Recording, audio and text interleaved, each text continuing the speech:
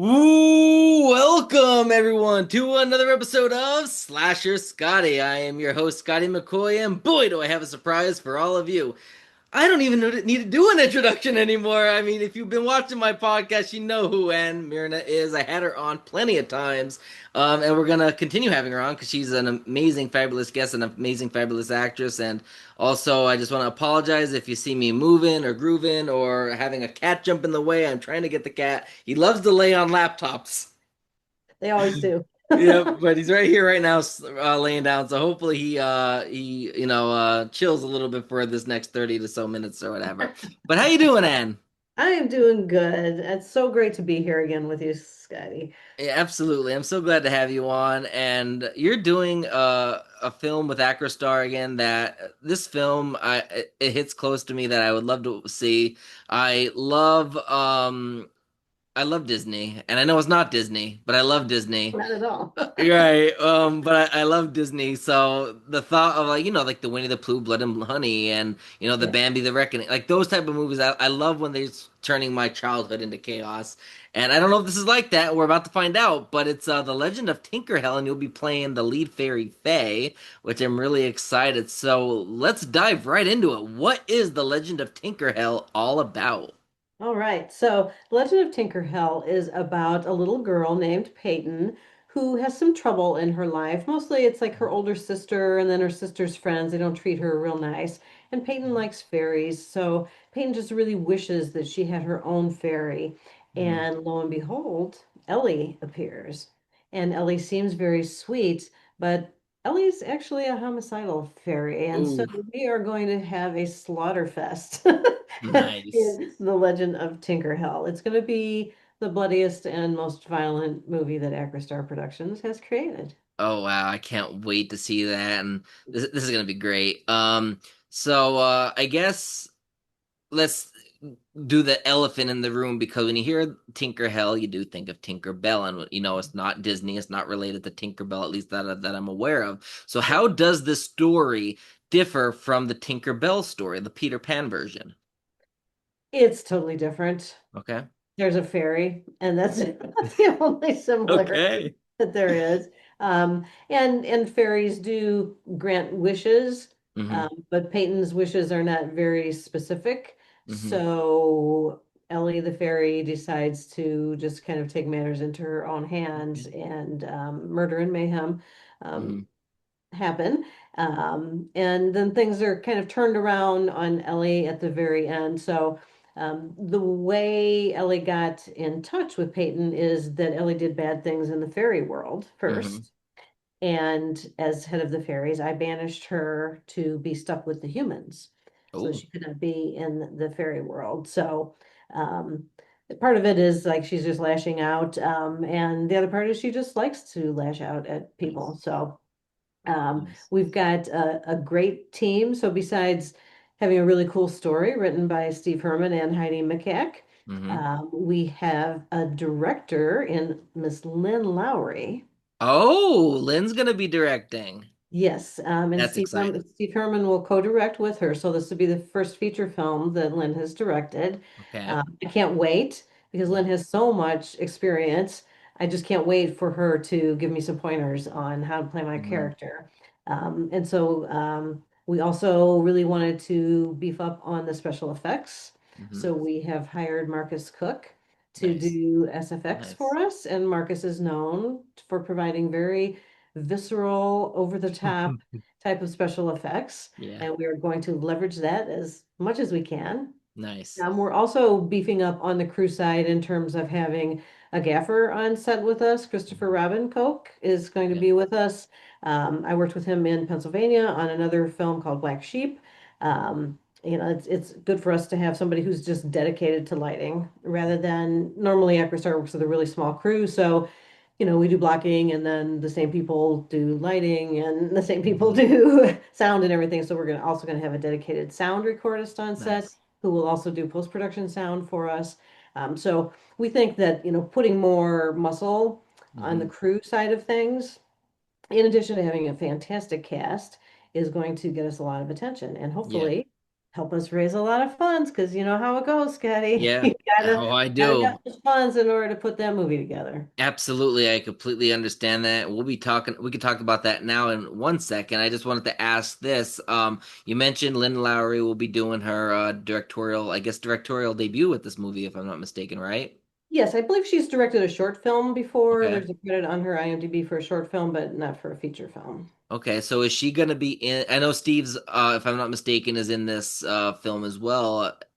So will Lynn also have a role in the film, or is she just strictly behind the camera? She's strictly behind the camera on this one. We talked Mm-hmm. about her also being in front of the camera, and she really wanted to just focus on directing. Okay, well that makes a lot of sense. So, before we dive more into the Legend of Tinkerhell, like you mentioned, the most important part is Indiegogo. I mean, raising the funds. If you don't have funds, you don't have a movie. And I mean, movies aren't cheap. I mean, let's be honest, movies aren't cheap. And if anybody can't donate, I don't think the Indiegogo is live yet. I think we talked about that before, and we'll talk about all that then. But if you can't donate, then definitely share it when it is live because that doesn't cost anything. Couple of seconds, and it might get into people that would like to be involved. With that being said, what can you tell us about the Indiegogo?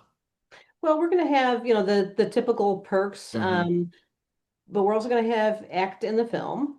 Mm-hmm. And I know there are like two polar opposite opinions on whether or Yeah. not that's something that filmmakers should Mm-hmm. do. We're not offering major roles Mm-hmm. is that perk. Right. They're small roles, so they're ideal for people who maybe there's no filmmaking going on in the community where they live, and Mm-hmm. they just want to get in on it. They want to be on set. They want to get that Mm-hmm. experience. They want to get some footage so that they can start to build a demo Mm-hmm. reel. That's really the ideal person for that type of thing, Mm-hmm. unless you're a seasoned actor and you would like to be directed by Lynn Lowry.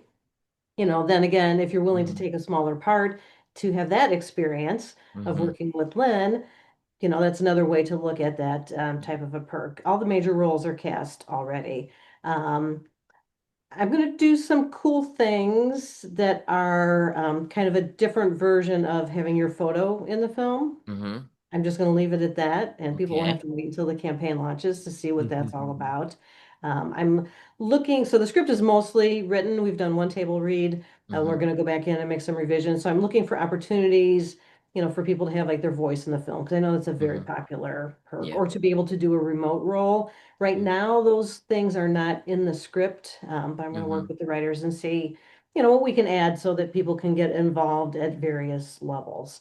Mm-hmm. We'll have the typical producer perks, physical media, download the film, stuff like that. And we also have steps in the right direction toward what happens to the film when it's released. Nice. I'm just going to kind of leave that vague as well.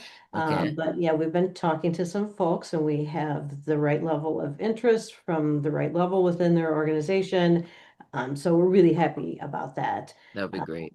yeah, yeah. So we don't have a filming date set yet. I know that sometimes it's frustrating to people like, well, why should I give money when I don't even know when it's going to come out?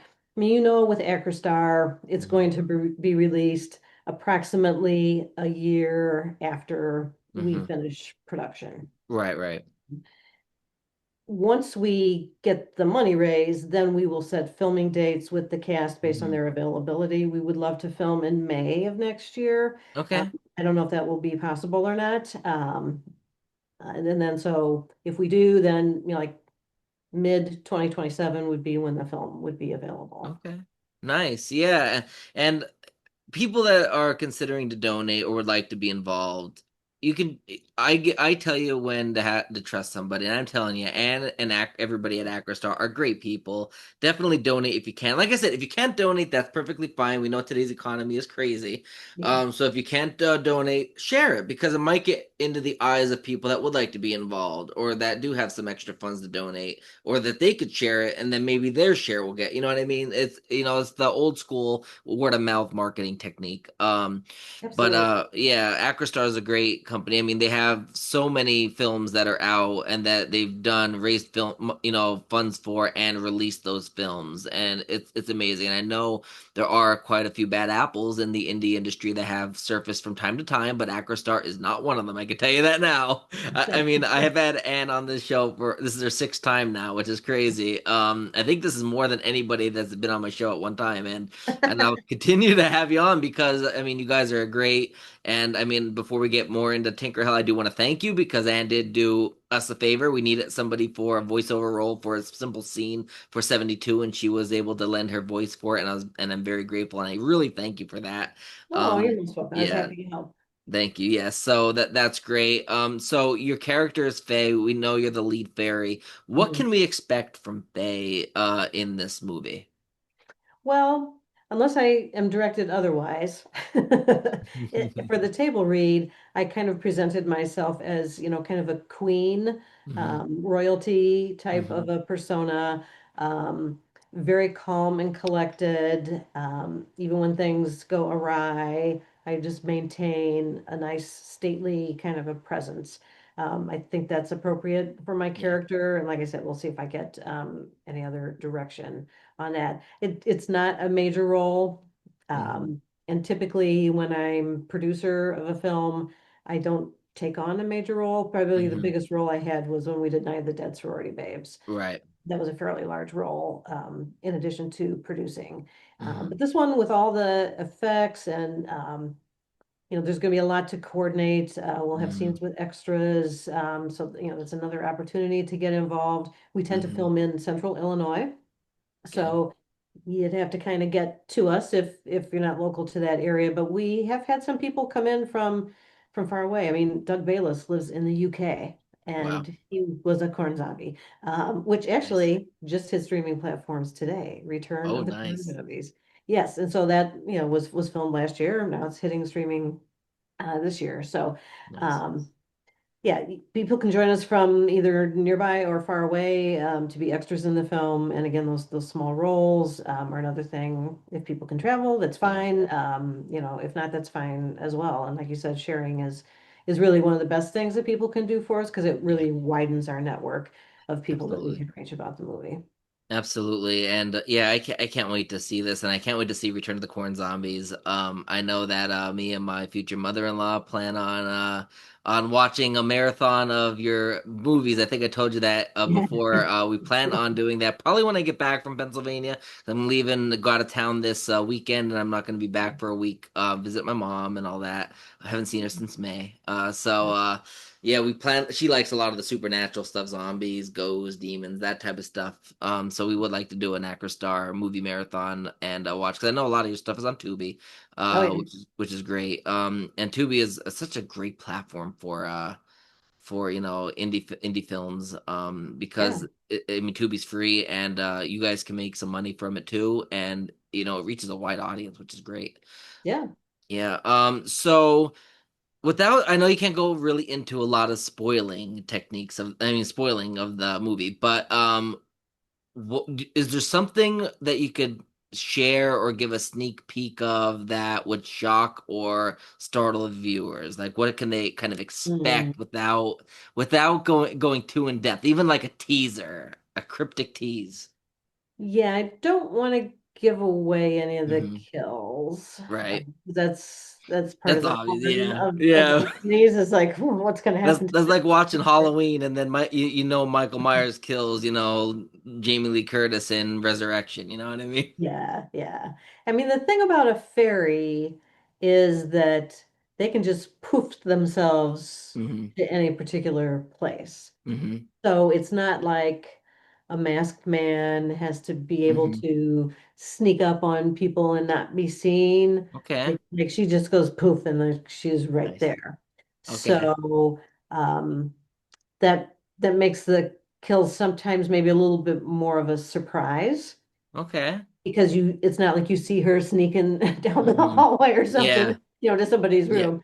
Um, you just see people in the room and all poof, she's there. And then Nice. murder ensues. She does have a unique trait, Okay. and I'm not sure if we're going to keep it every time there's a kill. or not. But That's a again, the perfect cryptic tease right there. I yeah, I'll like just that. leave it kind of vague like that. That's kind of like the whole and they cut it out because of money wise, but in the original Friday the 13th, every time you seen the missing finger, you knew it was the Yeah, killer.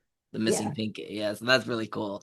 yeah. So the special effects, is that going to be on set or is that going to be something done in post production? We try to go with practical effects as much as possible. Okay. We may need to tweak it a little bit with some Mm-hmm. video effects in Mm-hmm. post-production. But the nice thing about working with Marcus is that he also is a filmmaker Mm-hmm. and he has also edited his own films. Mm-hmm. So he's been in the business a long time. Okay. And so he knows, like, if you want this end result, you have to frame the first part of it this way, and then Mm-hmm. you that's a quick cut to the way you frame the second part is this other way. So between him and the cinematographer and the directors, they're going to be able to set up these special effects quite Okay. nicely so Nice. that we're not, like nobody's sitting there to edit it going, oh my God, how am I going to make this look Right. okay? Right. That's not going to be a concern. Okay. Marcus does have a little experience with the video special effects as well, so Okay. he can help us out on the back end All more than right. me. So like you think like when you for example you mentioned about like poofing from like if it's like say poofing in a cloud of like say green smoke for example that Yeah. would be post production he'll help with that. Yes, yeah, we could Okay. add stuff like that Nice. post-production because yeah, we could make it green. Like I have some atmosphere spray that you can buy at a Right. camera store that we've used before to kind Yeah. of fog, a really small area. But Hmm. yeah, if you want it green, Yeah. and you can't control the dissipation and stuff Right. with whereas with video special effect, little Right. things like that. Yeah. But there are some comedic elements to this Okay. one, so it's not all serious. Okay. I mean, Steve Herman, when he writes, he does a lot of character development. There's a little Mhm. less character development on this one, and it gets more into the meat of the matter. Okay. Yeah, you'll see a lot of meat. Nice. Nice. But he has included some humorous Okay. things, yeah, sprinkled throughout, like Nice. like fairy dust. Oh, nice, nice. So what would the setting be like? Like, is it gonna be like obviously it's not like, Peter Pan. I know I keep bringing that up, but like they're Yeah. on Neverland, an island. Will this have like an island-esque setting or a wooded setting, or is it just No, mainland USA? most of it takes place in a house, Okay. um, because the Peyton's older sister, her parents go out of town, and Hmm. she decides to have a party. Of course, they said not to have a party. She makes it a costume party. So the majority of the stuff happens during the costume Hmm. party, but some of it happens outside as well. So the property that we have an eye on, again, depending on funding, has a decent sized house, and then it also has a very nice wooded area. It's got a fire pit, Okay. it has a hot tub. So, and then there are some other things that people will enjoy just about the characters. So there's Okay. there's a lesbian Hmm. couple in it. Hmm. So there's different kind of character types Right. throughout. There's, kind of a snotty girl, but, at heart, she's really a nice person kind of thing. She puts on Right. airs. So, we've got, like I say, some character work Hmm. in there. So it's not just like, well, everybody's the same, Right. different costumes, and then they drink alcohol and have a party and people die. Like Right. there's a lot more to it than Right. that. That's what I loved about Friday the 13th Part 4. It really shied away from that with the they're all these are campers, they're smoking, they're drinking, they're having sex, and then they're dead. Yeah. Like they actually had a personality. They grew their personality. They were, they weren't those stereotypical. I mean, I love Friday the 13th Part Seven's characters, but they were the stereotypical type. There was the stoner, there was the bitch, there was the nerd, there was the hot girl, there was the promiscuous couple, the rich guy, Yes. like it's good to have that that I guess different types of characters that and build the characterization because you want when somebody dies you're gonna be like, oh, I didn't really like that one, I'm so glad they died. And then when the person that you actually like that has a personality and that grows and they die, like, really, they had to kill them off. Yeah. Yeah. So that's where you want to tug at the at your viewers' heartstrings as well. So that's a really good thing. Mhm. So you did say that Lynn might direct you in a different way in terms of how to play the character, but you kind of see her as royalty. So how do you prepare to play this lead? Like how do you prepare to play Faye? Like what are you gonna do to get into that character of a like a royal-esque fairy? Well, I happen to have done a little theater work Hmm. where I was in some Shakespeare plays. Hmm. And I played a lot of times when we do Shakespeare at the community theater that I work at, they really gender bend the roles and everything. I Hmm. mean, sometimes it's just because it's hard to get enough men to play the parts. So Hmm. I played King Aegeus. Okay. And they wanted me to come across very sophisticated and snotty, and they gave me some specific techniques. Hmm. One was to kind of hold your body and Hmm. speak as if you're holding a little pea between your fingers. So, Okay. a real, very upright, shoulders back Hmm. kind of position is kind of what you're forced into when you're holding this little pea in your hands right in front of you. Hmm. So that's kind of like that level of Okay. arrogance is kind of what I drew on when Nice. we did the table read. But again, we'll see if that sticks or not. Right. I don't think, like trying to be cool or anything like that, like really fits with me, my age, or the fact that Right. I'm like head of the fairies. Uh, Right. so, I hope I'm going in the right direction, but we'll see when we get some feedback. Absolutely. I think that'll be great. And this movie, I'm really excited. Like I said, I'm really excited to see it. And we'll obviously have you back, to promote it when it comes out. And obviously, any other films you have in the works you want to promote Indiegogo, obviously we'll have you back as many times as you're willing to come back on. Oh, thanks so And much. obviously, same question as always to end the interview. Anything else to promote, like websites, any other crowdfunding campaigns, social media accounts, other films that released, Return of the Corn Zombies, and anything else? Uh-huh. Yes, yes. Look for Return of the Corn Zombies. Was released today on, I don't know if I'll get them all right. Plex, Hoopla, Vudu, and Mhm. Amazon Prime. You Okay. can also order physical media for Return of the Corn Zombies. It's a double set. It's got Attack of the Corn Zombies and Return of the Corn Zombies Okay. in one Blu-ray package, and that's available on some online retailers, Walmart, FYE. Hmm, just search for the title. If you search for Return of the Corn Zombies, you will find that Awesome. available. Um, so that's the big news of today is that came out and that was Hmm. released in conjunction with Bayview Entertainment. And we thank them for all the promotion that they do for us. Um, for Tinker Hell, we have a website called Hmm. thelegendoftinkerhell.com. And we've got all of the cast information out there. I'm putting together a little video that just kind of flashes through the different casting Hmm. announcements that I'll be posting on social media. We do have what's called an Indiegogo pre-launch page now. So if you go to Indiegogo.com and you search for Tinker Hell, Hmm. it's like Tinker space Hell, two words. Hmm. Um, you'll see that pre-launch page and you can put your email address in there and Okay. then we will notify you'll get automatically notified by Indiegogo the moment the campaign launches. So if you're in a different time zone than Central USA, Hmm. you would get a heads up on that. I'm going to be approaching people who sign up on that list Hmm. about some special deals ahead of time. So it's a great way to keep track of what we're doing. We know that Yeah. we won't launch that until, let's say, mid-September-ish. We don't have Okay. a specific date picked yet. And the other news for AcroStar is we're going to wrap up production on Perfect Soul Hmm. in, we start next week. We start a little Oh, more than a week from today. nice. We've got 5 days of filming left on that. Hmm. And then some of the post-production is done because we filmed in June, and so those scenes are rough edited Hmm. so far. So we would expect that again to be hitting streaming services by this time Yeah. next year, for sure. Awesome. That's amazing. That's so great. And if anybody loves what Ann does, I'm gonna do a cheap plug if that's okay. Yeah. 72. We're not sure of a premiere date, but we're looking at this fall.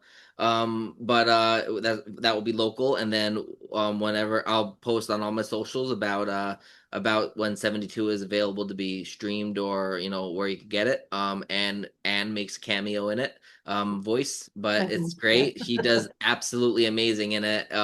Honestly, and we showed you the copy of it, and you Yeah. loved it. It was tough to choose which of the two to use. It was really good. Yeah. Thank you. Absolutely. Well, I thank you, Anne, so much for joining me this evening. I will have this interview up probably tomorrow because I'm gonna go and eat some of my junk food we were talking about earlier on my cheat day, so I can get Enjoy. back on the wagon of eating healthy and more exercising tomorrow. But All right. and then I'm gonna probably go to bed. I have work at 5 a.m. Yuck. But yeah, so but I will get this up and I will tag you in it and send it to you and you can share it wherever. But I thank you, and of course you have the Acrostars group. If anybody wants to keep up to date with any other stuff going on there, go and give them a join and follow them. Yeah, and you can find me on social media. All my accounts are public. Just use my name, Okay. Ann Myrna. You're on. Awesome. Sounds Thanks so great. much, Scotty. Absolutely. Thank you for joining me. We'll definitely do this again. Awesome. All right. Have a Sure. great rest of your night. Yeah. Bye. Bye.